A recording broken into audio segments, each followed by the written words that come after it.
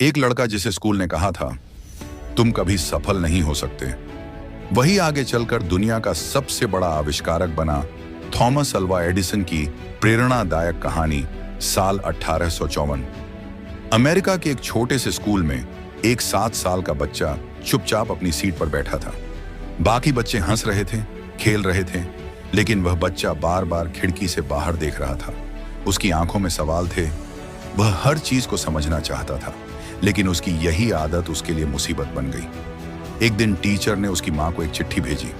बच्चा घर पहुंचा और मासूमियत से बोला, मां, टीचर ने कहा है कि यह चिट्ठी सिर्फ आपको पढ़नी है। मां ने चिट्ठी खोली।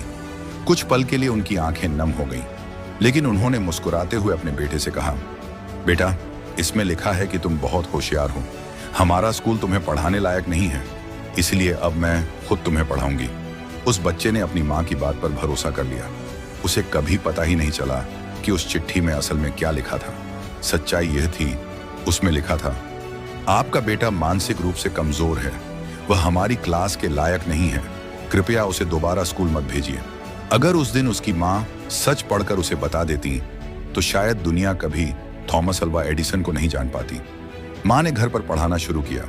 घर गरीब था, कई बार खाने के लिए भी पैसे नहीं होते थे, लेकिन मां ने कभी बेटे के सपनों को गरीब नहीं होने दिया। एडिसन को बचपन से ही प्रयोग करने का शौक था। वह घर की हर चीज खोल कर देखता था, कभी घड़ी, कभी खिलौने, कभी मशीनें। एक दिन उसने सोचा, अगर पक्षी उड़ सकते हैं तो इंसान क्यों नहीं।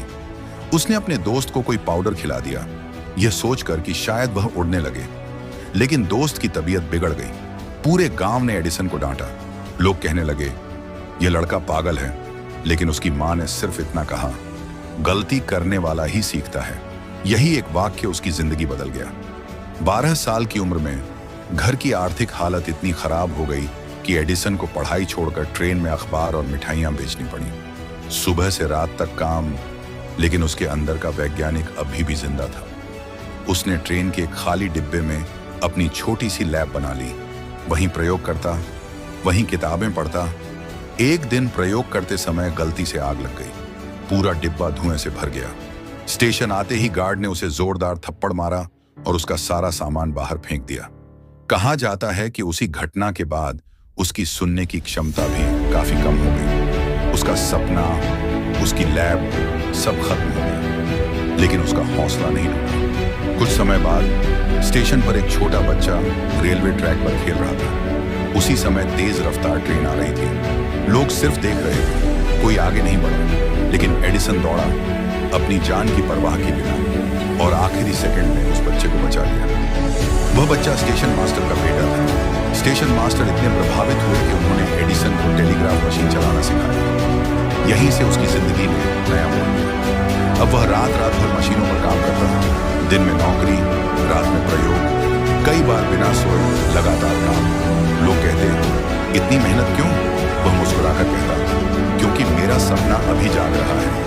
फिर आया वह दिन जब उसने एक ऐसा सपना देखा जिसे पूरी दुनिया पागलपन कह रही थी। वह अंधेरे को हमेशा के लिए हराना चाहता था। उस समय सिर्फ मोमबत्तियां और तेल के दिए हुआ करते थे। लोग बोले, बिजली से रोशनी नामुमकिन। लेकिन एडिसन ने हार नहीं मानी। उसने एक बार नहीं, 10 बार नहीं, 100 बार नहीं, बल्कि हजारों बार कोशिश की।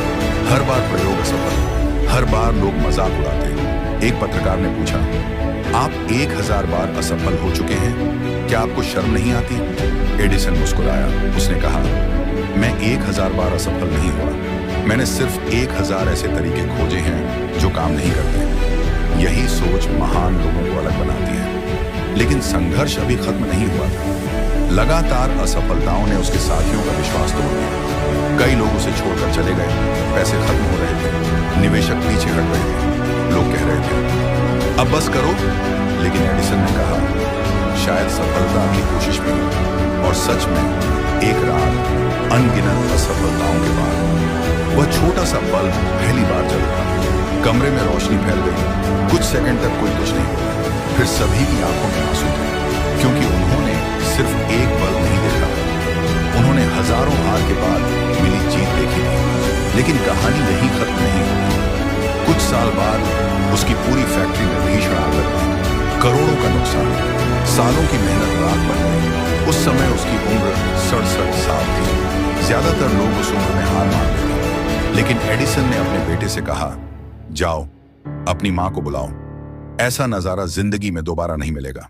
अगले दिन जब लोग सोच रहे थे कि अब सब खत्म हो गया, एडिसन ने नई शुरुआत कर दी। सिर्फ 3 हफ्तों बाद वह फिर से नए आविष्कारों पर काम कर रहा था। यही फर्क होता है हार मानने वाले और इतिहास बनाने वाले इंसानों में। अपने जीवन में एडिसन ने 1000 से अधिक पेटेंट हासिल किए। बल्ब के अलावा उसने फोनोग्राफ, मोशन पिक्चर कैमरा और कई ऐसे आविष्कार किए जिन्होंने पूरी दुनिया बदल दी। लेकिन अगर आप उनसे पूछते कि उनकी सबसे बड़ी ताकत क्या थी, तो शायद वह कहते, मेरी मां का विश्वास। क्योंकि एक मां ने अपने बेटे को उसकी कमजोरी नहीं, उसकी क्षमता दिखाई, और वही विश्वास दुनिया की सबसे बड़ी रोशनी बन गया। आज जब भी आपको लगे कि लोग आपका मजाक उड़ा रहे हैं, जब लगे कि बार बार असफल हो रहे हैं, जब लगे कि दुनिया आपको समझ नहीं रही, तो एडिसन को याद करना। एक ऐसा बच्चा जिसे स्कूल ने नकार दिया, जिसे लोग पागल कहते थे, जो गरीब था, जो सुन नहीं सकता था, जिसकी लैब जल गई, जिसकी फैक्ट्री राख हो गई, लेकिन जिसने अपने सपनों को कभी मरने नहीं दिया।